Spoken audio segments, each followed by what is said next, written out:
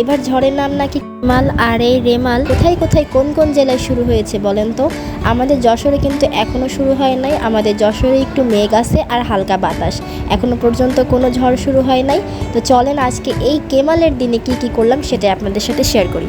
আসসালামু আলাইকুম, সবাই কেমন আছেন? আশা করছি সবাই অনেক ভালো আছেন।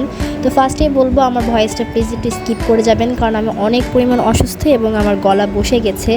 তাও ভাবলাম যে একটা ভিডিও মেক করি, যেহেতু আজকে দেখলাম যে আকাশে অনেক মেঘ এবং শুনতেছি ঝড় রেমাল আসতেছে। আর এই রেমাল অর্থ কিন্তু শুনছি যে বালু, মানে কেমালের অর্থ নাকি বালু বোঝায়।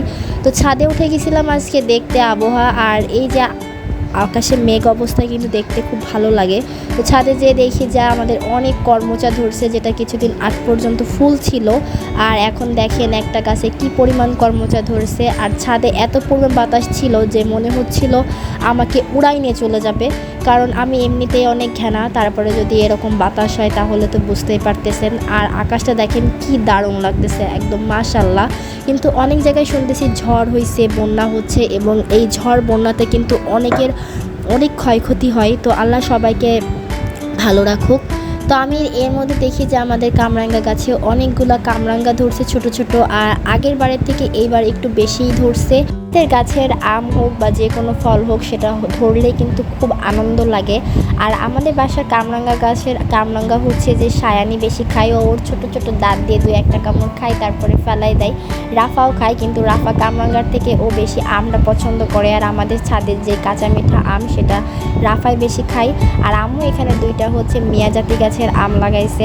আর এইদিকে হচ্ছে গোলাপ ফুল গাছ, সেটা হচ্ছে রাফা এটা কিনে নিয়ে আসছিল ওর নানার সাথে করে, যে তার মধ্যে এই যে ফুল ফুটছে, তা একটা ফুল ফুটছে আর একটা ফুল ফুটে অলরেডি নষ্ট হয়ে গেছে। তো আমি সেটাই দেখতেছিলাম।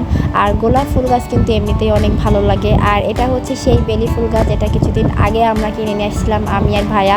তো এটা ওই যে কড়ি ধরছে, আর অনেকগুলো ফুল ধরছিল, যেগুলো ধরার পরে ঝরে পড়ে গেছে। আর এখানে হচ্ছে লেবু গাছের নতুন আরেকটা লেবু গাছ, যেটায় ফুল ধরছে।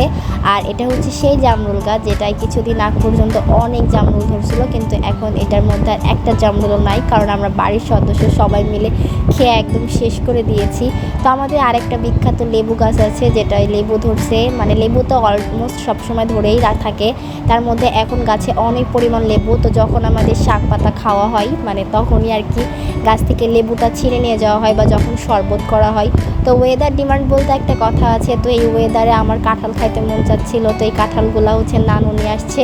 তো সাইজগুলো দেখেন মাশাল্লাহ, মানে আমার এই সাইজে কাঁঠাল খাইতে খুব ভালো লাগে, যেটা হচ্ছে আমি সাথে সাথে ছুলে তারপরে খেয়ে শেষ করে দিতে পারবো, এরকম ছোটো ছোটো কাঁঠাল হবে।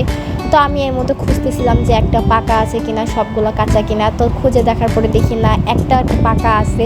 তো কাঁঠাল মানে করতে গেলে বলা আছে না যে তেল মাখতে হয়, আর আমাদের প্রবাদের একটা কথা আছে না, যেখানে জাতীয় ফল ছুলতে গেলেও হাতে তেল মাখা লাগে, সেখানে তো আমরা বাঙালি। তো সেই প্রবাদটা ঠিক করে বলতে পারলাম না, কিন্তু যে তেল অলরেডি আমি মেখে ফেলেছি, এখন এই কাঁঠালটাকে ছিলবো বলে।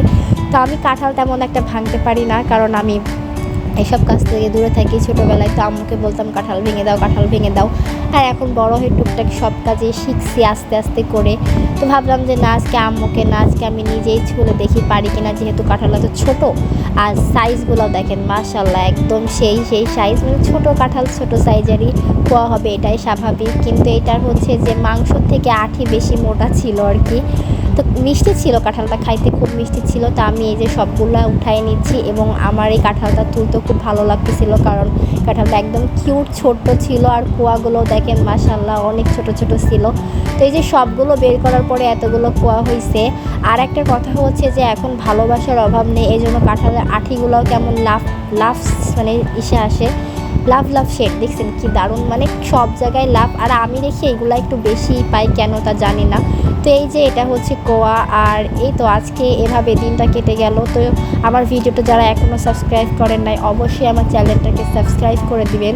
তো সবাই ভালো থাকেন, সুস্থ থাকেন, আল্লাহ হাফেজ।